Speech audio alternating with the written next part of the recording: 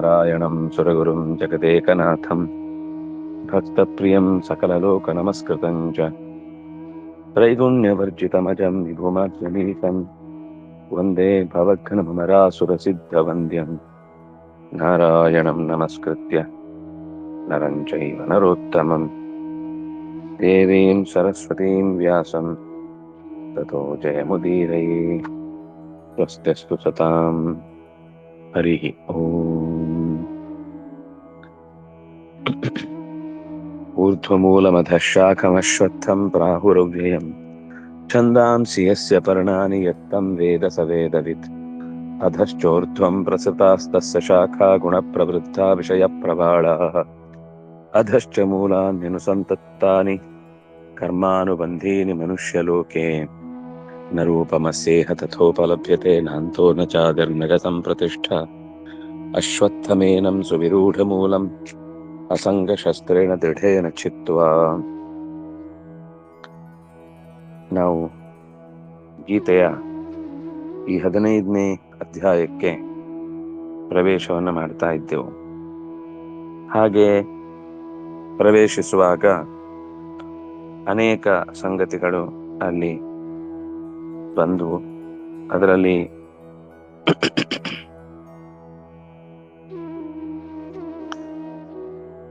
ಮರ ಅಂದ್ರೆ ಅಶ್ವತ್ಥ, ಅದು ಕೂಡ ಒಂದು ದಿವಸ ನಾಶ ಆಗುವಂಥದ್ದಲ್ವಾ ಅಂತ ಒಂದು ಜಿಜ್ಞಾಸೆ ಬಂತು. ಹಾಗಾದ್ರೆ ಭಗವಂತನು ಅದರ ಬುಡ ಅಂತ ಆದ್ರೆ ಅವನು ನಾಶ ಆಗ್ತಾನ ಅಂತ ಪ್ರಶ್ನೆ ಬಂದಾಗ ಅದಕ್ಕಿಲ್ಲ, ಅವನು ಭೂಮಿಯಂತೆ. ಬುಡ ಅಂತಂದಾಗ ಬುಡವನ್ನ ಹಿಡಿದಿಟ್ಟ ನೆಲದ ಭಾಗದಂತೆ ಅಂತ ಪರಿಚಯಿಸಿದ್ರು.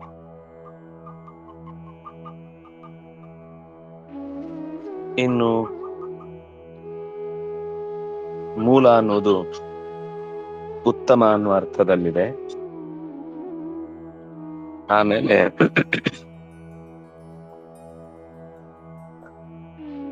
ನೀಚಾಹ ತದ್ ಅದ್ಭುತಂ. ನೀಚಾಹ ಅಂತಂದ್ರೆ ಈ ಶಾಖೆಗಳೆಲ್ಲವೂ ಕೂಡ ಉಳಿದಂತಹ ಭೂತ ಸಂಘಾತಗಳು, ಶಾಖ ಇವೆಲ್ಲವೂ ಕೂಡ ಎಲೆಗಳು ಕಾಮಮೋಕ್ಷವನ್ನ ಫಲವಾಗಿ ನೀಡುತ್ತೆ. ಆದ್ರಿಂದಾಗಿ ಅದನ್ನ ಆ ರೀತಿ ನಿರೂಪಣೆ ಮಾಡಿದ್ರು. ಇಷ್ಟು ನಮಗೆ ಹಿಂದೆ ಒದಗಿದ್ದಂತಹ ವಿಷಯಕ್ಕೆ ಸಂಬಂಧಪಟ್ಟಂತ ಅನೇಕ ಸಂಗತಿಗಳು.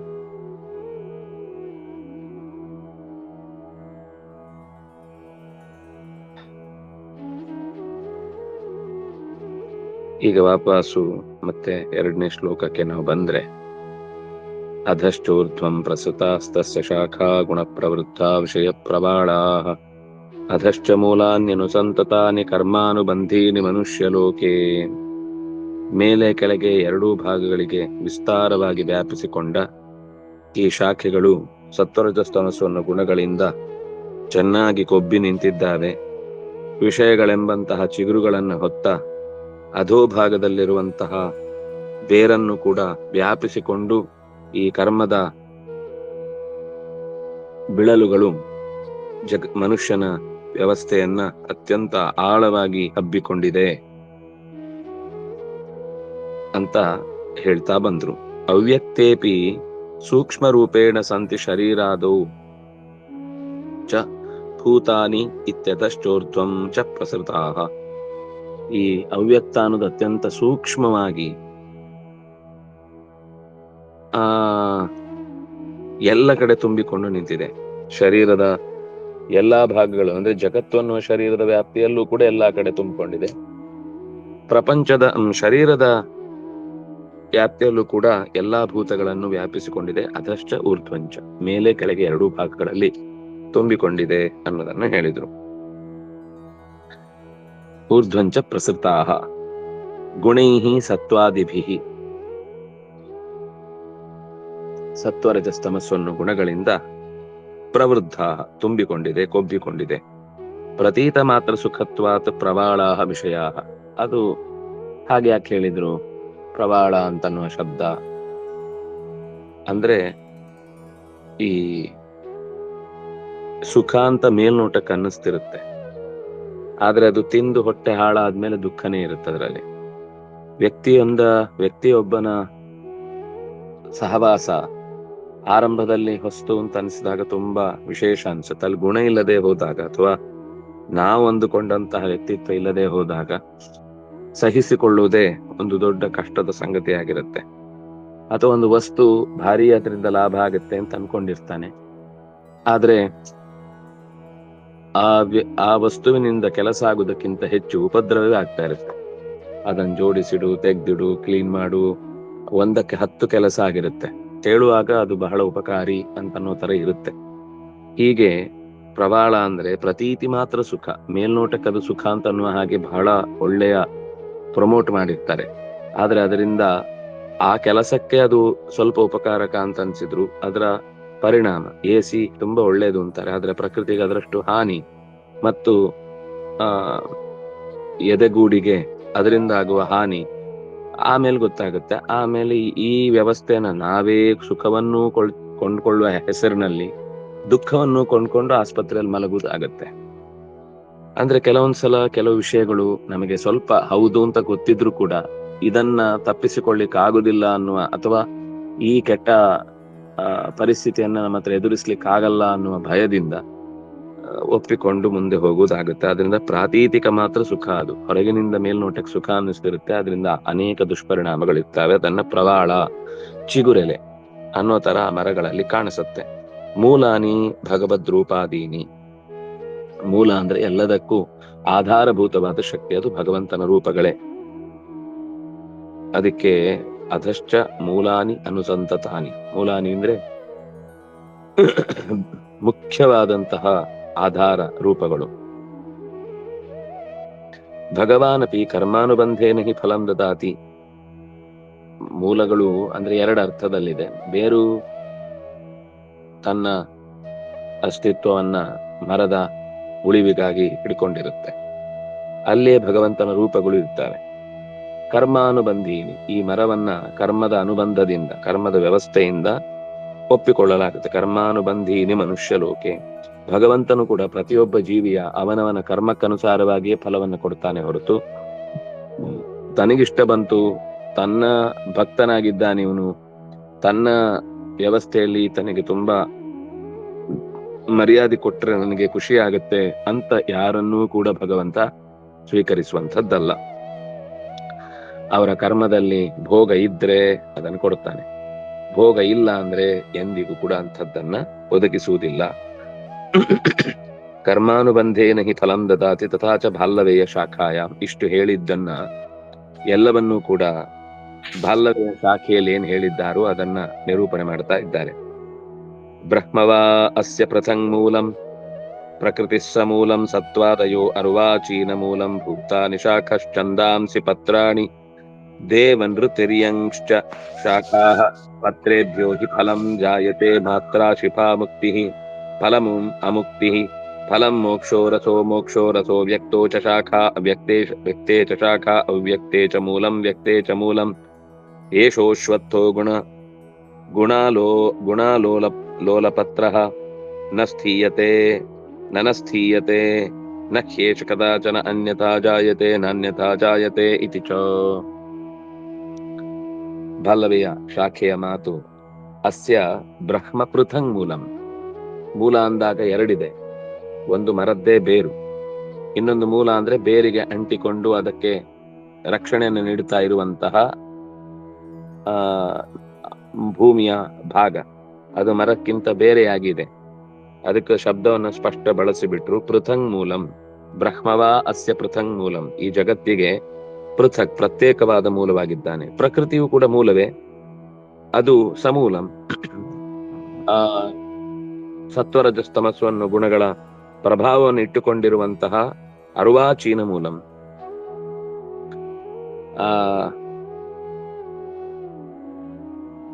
ಬದಲಾಗ್ತಾ ಅನೇಕ ರೂಪಗಳನ್ನು ಸ್ವೀಕರಿಸುವಂತಹ ಮೂಲ. ಅದು ಒಂದೇ ತರ ಇರುವುದಿಲ್ಲ, ಬೇರುಗಳು ವಿಸ್ತಾರವಾಗಿ ಬೆಳೀತಾ ಹೋಗ್ತಾ ಇರುತ್ತೆ. ಭೂತಾನಿ ಶಾಖಾಹ. ಭೂತಗಳು ಶಾಖಗಳು. ಭೂತಗಳು ಅಂದ್ರೆ ಪಂಚಭೂತಗಳಿರ್ಬೋದು.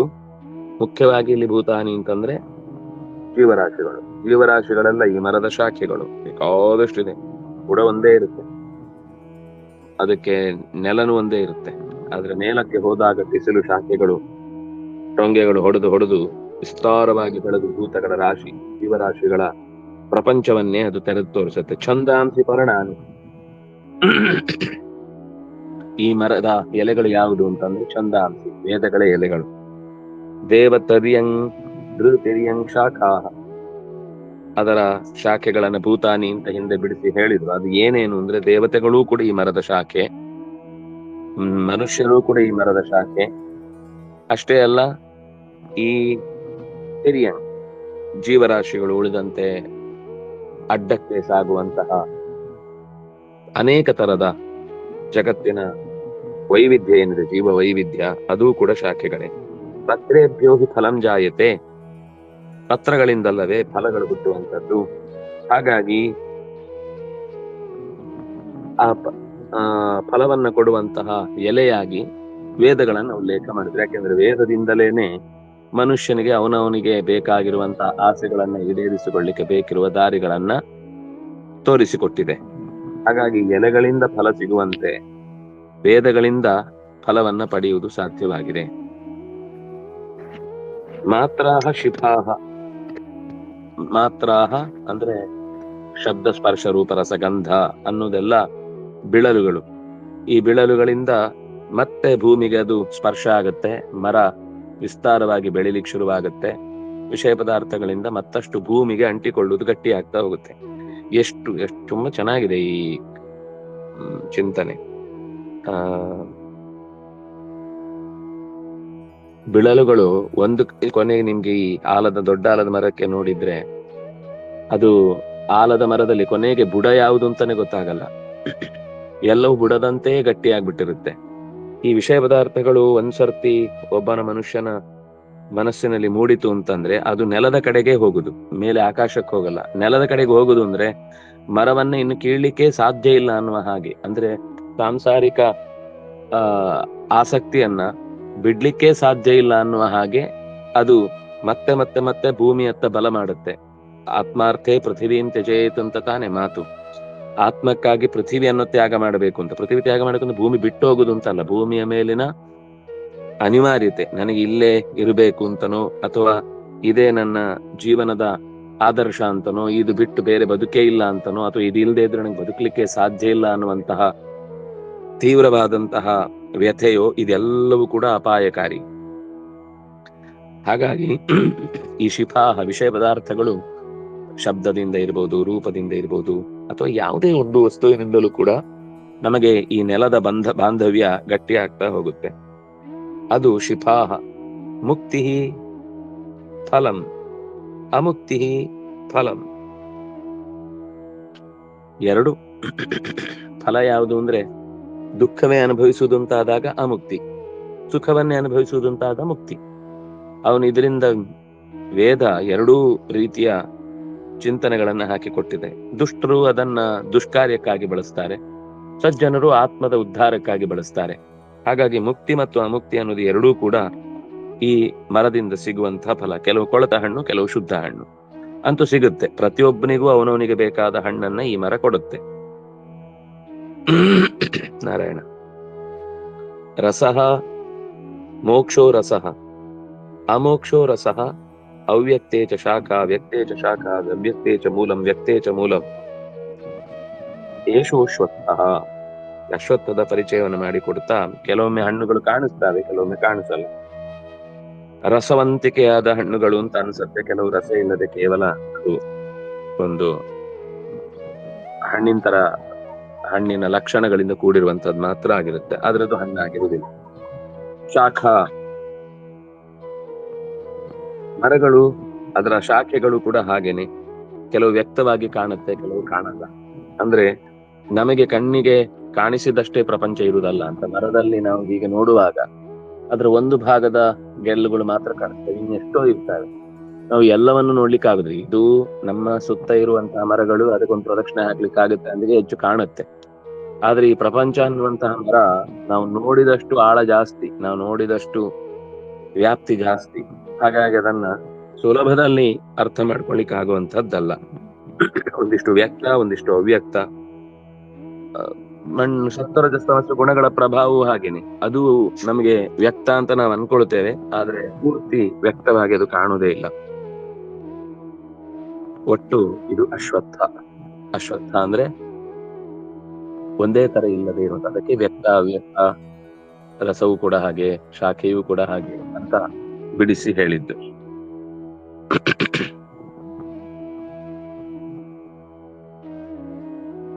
ಮೂಲಂ ಏಷೋಶ್ವತ್ಥಃ ಗುಣಲೋಲಪತ್ರಃ. ಗುಣಾಲೋಲಪತ್ರಃ, ಗುಣಕ್ಕೆ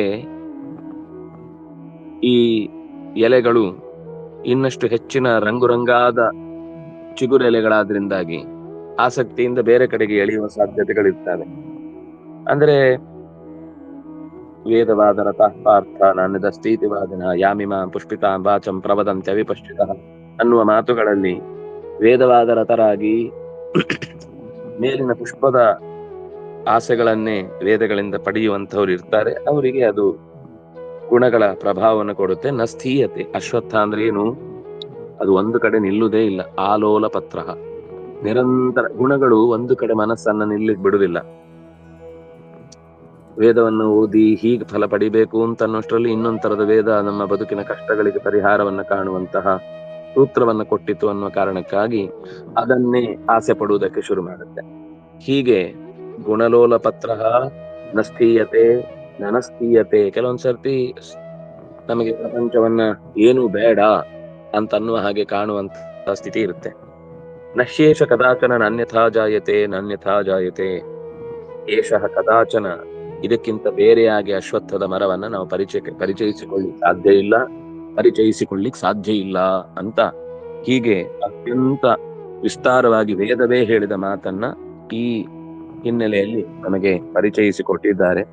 ಇನ್ನಷ್ಟು ಮಂತ್ರದ ವಿಶೇಷಗಳನ್ನ ಈ ಪದ್ಯದಲ್ಲಿ ನಾವು ತಾತ್ಪರ್ಯದಲ್ಲಿ ನೋಡ್ಲಿಕ್ಕಿದೆ. ಅದನ್ನ ಮತ್ತೆ ನಾಳೆ ಇಲ್ಲ, ನಾಳಿದ್ದು ಆ ಚಿಂತನೆಯನ್ನ ಅನುಸಂಧಾನ ಮಾಡೋಣ ಅಂತ ಹೇಳ್ತಾ, ಶ್ರೀ ಹರಿಪ್ರಿಯತಾಂ ಶ್ರೀಕೃಷ್ಣ ಅರ್ಪಣಮಸ್ತು. ಗೋವಿಂದ.